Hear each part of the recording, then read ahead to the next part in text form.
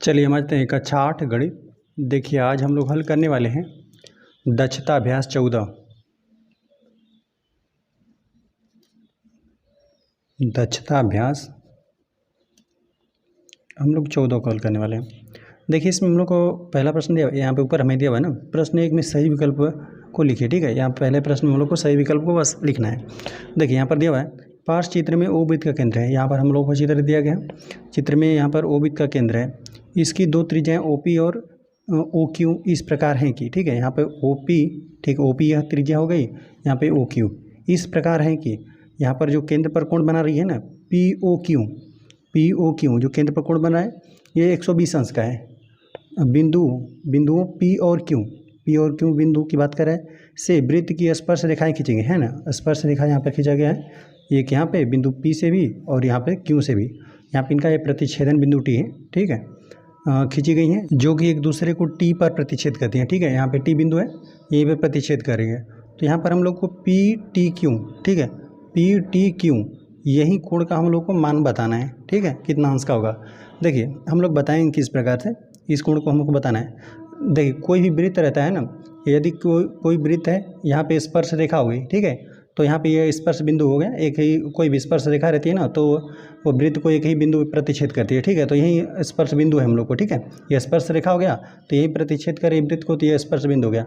स्पर्श बिंदु से खींची गई त्रिज्या, ठीक है, स्पर्श बिंदु से खींची गई त्रिज्या और स्पर्श रेखा के बीच में यह 90 अंश का कोण बनता है। ठीक है, परस्पर लंबवत होता है। यहाँ पर भी कोई वृत्त हो गया, वृत्त से यहाँ पर खींची गई कोई स्पर्श रेखा रहता है तो स्पर्श बिंदु से खींची गई त्रिज्या परस्पर लंबवत होते हैं। तो यहाँ पर ये हो जाएगा 90 अंश का कोण, ये भी हो जाएगा 90 अंश का कोण। 90 90 180, इन दोनों कोणों का भी तब 180 योगफल होना चाहिए क्योंकि यहाँ पर एक चतुर्भुज है। ठीक है, यह चतुर्भुज है, चतुर्भुज के अंतःकोणों का योगफल कितना 360 अंश होता है। तो यहाँ पर यह 180 अंश हो गया तो 180 अंश ये हो जाएगा।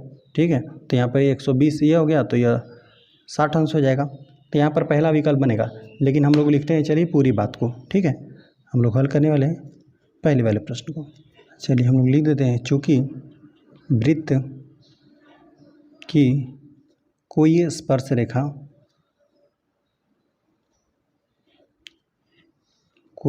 रेखा तथा स्पर्श बिंदु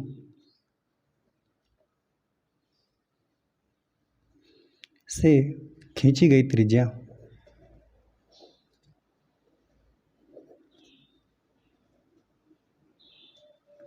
परस्पर लंब होते हैं। ठीक है, पीछे हम लोगों ने यह नियम सब पढ़ चुके हैं नियम। ठीक है, कोई वृत्त हो गया, यहाँ पर कोई भी स्पर्श रेखा हो गई, ठीक है, कोई वृत्त हो गया, कोई स्पर्श रेखा हो गई, जो स्पर्श बिंदु रहेगा उससे यदि आप त्रिज्या खींच रहे हैं ना तो वो लंबवत होते हैं आपस में। यह 90 अंश का कोण बनेगा, यह 90 अंश का कोण बनेगा। तो इसलिए हम लोग लिख देते हैं ताकि हम लोग यहाँ पे चतुर्भुज के दो अंतःकोण यहाँ पर हम लोग ज्ञात कर पाएँ। तो इसलिए क्या हो जाएगा, कोण यहाँ पे OQT, ठीक है, यह वाला कोण कितना, यह भी 90 अंश का हो जाएगा तथा यह वाला जो कोण बन रहा है OPT, यहाँ पे कोण OPT यह भी कितना हो जाएगा 90 अंश। और यहाँ पे ये वाला कोण तो हम लोग को पहले से ही दिया हुआ है। ठीक है, चलिए जो एक बार इसको भी हम लोग लिख देते हैं, कोण POQ हम लोग को 120 अंश, ये हम लोग को क्या है दिया है।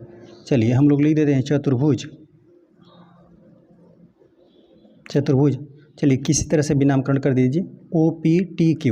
ठीक है, ऐसे ही हम नामकरण कर देते हैं OPTQ में चतुर्भुज के अंतःकोणों का योगफल, चतुर्भुज के चारों अंतःकोणों का योगफल कितना होता है 360 अंश होता है।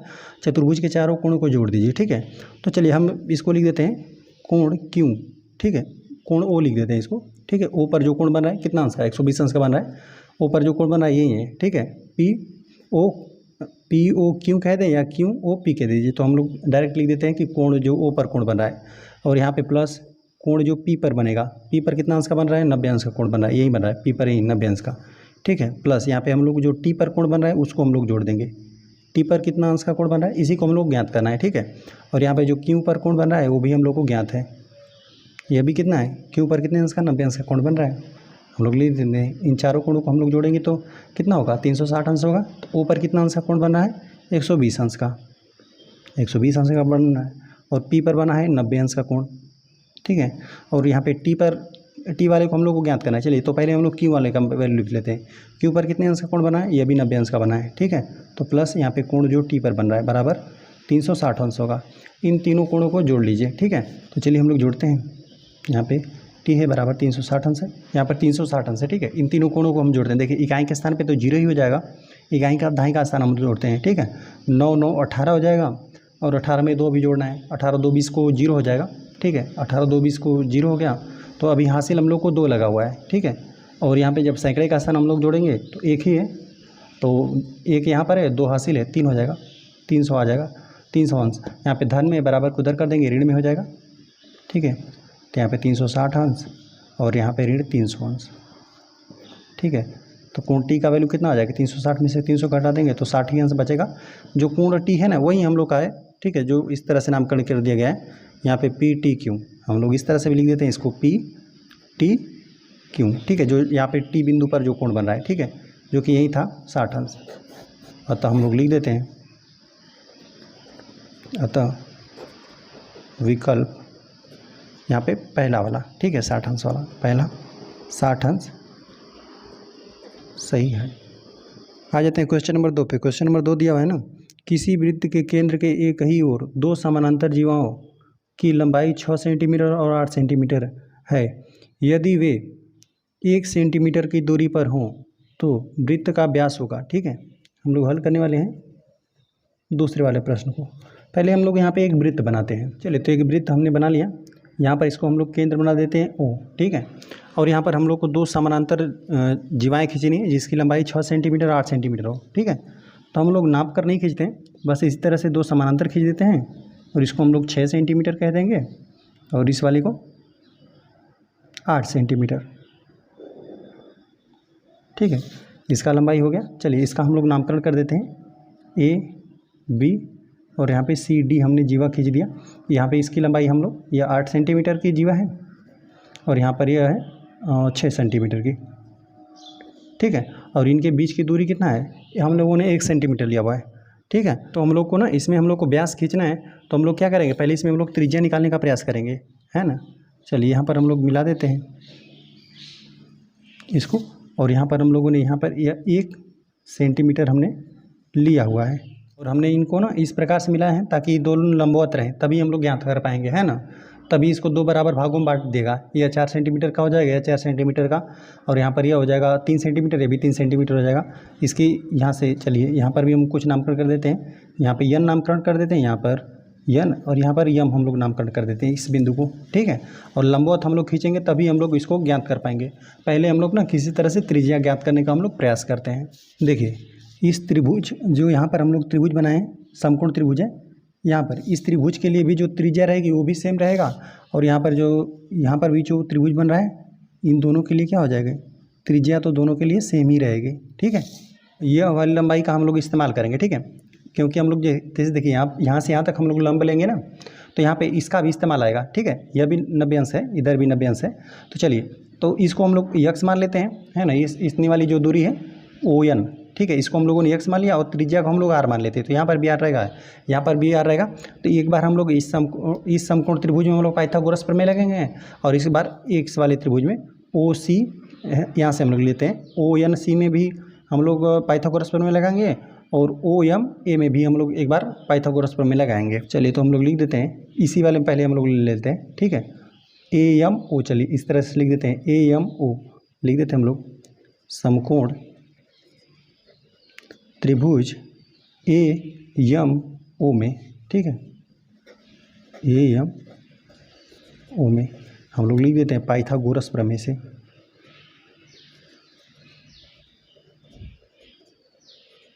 पाइथागोरस प्रमेय से, है ना। पाइथागोरस प्रमेय क्या कहता है ना, किसी समकोण त्रिभुज रहेगा, 90 अंश के सामने जो भुजा रहेगी उसका वर्ग शेष दोनों भुजाओं के वर्गों के योग के बराबर होता है, ठीक है। 90 अंश के सामने कौन भुजा है, यही है, ओ ए है, ओ ए का वर्ग हो जाएगा, शेष दोनों भुजाएं कौन से हैं, ए एम, ठीक है। तो ए एम का वर्ग प्लस यहाँ पे जो ओ एम है, ओ एम का वर्ग। तो देखिए यहाँ पर ना ए एम की लंबाई यहाँ पे 6 सेंटीमीटर यहाँ पे दिया हुआ है, ठीक है, ए बी की, जीवा जो थी 6 सेंटीमीटर था, तो जब भी आप लंबवत खींचेंगे ना तो 2 बराबर भागों में बांट देता है ना। कोई भी वृत्त रहता है, किसी वृत्त की कोई भी जीवा रहती है, यदि आप लंबवत खींचते हैं ना तो यहाँ पे ये बराबर भागों में 2 बराबर भागों में बढ़ जाता है ना। तो यहाँ पर ये हो जाएगा, यहाँ पर ये हो जाएगा 3 सेंटीमीटर। तो हम लोग रख देते हैं ओ ए का लंबाई कितना है, यही हम लोग की त्रिज्या है, त्रिज्या लिख देते हैं आर का स्क्वायर, और हम लोग का ए एम हो जाएगा ये 3 सेंटीमीटर, तो 3 का यहाँ पे वर्ग हो जाएगा। और जब ओ एम की बात करें तो ओ एम यहाँ से यहाँ तक की लंबाई है, तो इसमें क्या है, यक्स प्लस 1 का वर्ग है, यक्स प्लस 1 है, ठीक है। ओ से लेकर एम तक की दूरी कितना है, यक्स प्लस 1 है ना। तो इसका हमने वर्ग लिख दिया। चलिए इसको थोड़ा सा और हम लोग हल करते हैं। 3 का जब हम लोग वर्ग करेंगे 3 3 9 हो जाएगा, और यहाँ पे ए प्लस बी का होल स्क्वायर का फार्मूला लग रहा है, तो लगा दीजिए। ए का वर्ग मतलब एक्स का वर्ग, और जब 1 का वर्ग करेंगे तो 1 ही आ जाएगा, प्लस 2a भी रहता है, तो 2 में जब 1 का गुणा करेंगे 1 ही हो जाएगा, 2x आ जाएगा, यहाँ पे 2x आ गया, ठीक है।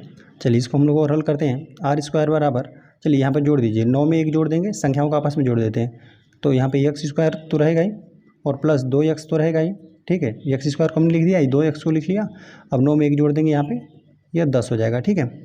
चलिए ये हम लोग का आ गया, इसको हम लोग लिख देते हैं समीकरण नंबर 1, ठीक है। अब यहाँ पर इस वाले त्रिभुज में हम लोग पाइथागोरस प्रमेय लगा लेते हैं। हम लोग लिख देते हैं समकोण त्रिभुज, यहाँ पे लिख दीजिए ओ एन सी में लिख दीजिए, या सी एन ओ में लिख दीजिए, सी एन ओ में। यहाँ पर भी हम लोग लगा देते हैं पाइथागोरस प्रमेय से, ठीक है। यहाँ पर भी समकोण त्रिभुज, यही 90 अंश का कोण बना है, इसके सामने जो भुजा है ओसी है, ठीक है, ओसी का वर्ग हो जाएगा, और यहाँ पे सी एन का वर्ग, इन दोनों को किसी समकोण त्रिभुज में 90 अंश के जो सामने वाली भुजा रहती है उसका वर्ग से दोनों भुजाओं के वर्गों के बराबर होता है, ठीक है। तो यहाँ पे ओसी का वर्ग हो गया, तो यहाँ पर लिख दीजिए सी एन का वर्ग, सी एन का वर्ग, ठीक है, और यहाँ पर ओ एन का वर्ग प्लस ओ एन का वर्ग। तो ओ सी का वैल्यू, ओ सी तो हम लोग की त्रिज्या आई है, तो इसको हम लोग आर लिख देते हैं, आर का वर्ग, और सी एन का लंबाई कितना हो जाएगा, ये 8 सेंटीमीटर है, तो यह कितना हो जाएगा 4 सेंटीमीटर, ठीक है। तो ये हो जाएगा 4 का वर्ग प्लस यहाँ पे ओ एन का वैल्यू हम लोगों ने एक्स माना हुआ है, ठीक है, ताकि हम लोग कटाने पिटाने में आसानी हो। तो यहाँ पे ओ एन का वैल्यू कितना, यहाँ पे लिख देते हैं एक्स का वर्ग हो गया, ठीक है। आर स्क्वायर बराबर 4 का वर्ग हो जाएगा, 4 चौका 16 प्लस एक्स स्क्वायर। तो देखिए यह भी त्रिज्या का वर्ग है और यह भी त्रिज्या का वर्ग है, ठीक है, दोनों राशि आपस में बराबर है। देखिए यह वाला पक्ष, बायां पक्ष हम लोग का आर स्क्वायर बराबर है, तो दाहिना पक्ष भी बराबर होगा, ठीक है। हम लोग लिख देते हैं समीकरण 1 तथा 2 से, ठीक है।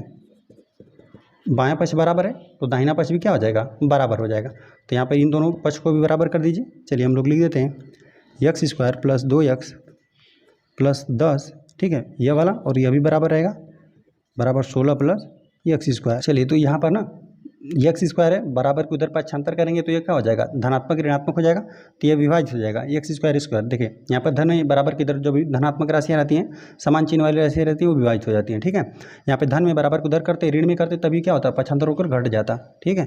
चलिए तो यहाँ पर हो जाएगा 2x प्लस 10 बराबर यहाँ पे 16 हो गया। यहाँ पे धन में 10 है, बराबर को उधर कर दीजिए, ऋणात्मक हो जाएगा। 2x बराबर 16 में से क्या कर दीजिए, 10 घटा दीजिए, 2x 16 में से 10 घटा देंगे तो यहाँ पे 6 ही बचेगा, यहाँ पे 2 गुणा में भागा में आ जाएगा, तो x बराबर हो जाएगा 6/2, ठीक है।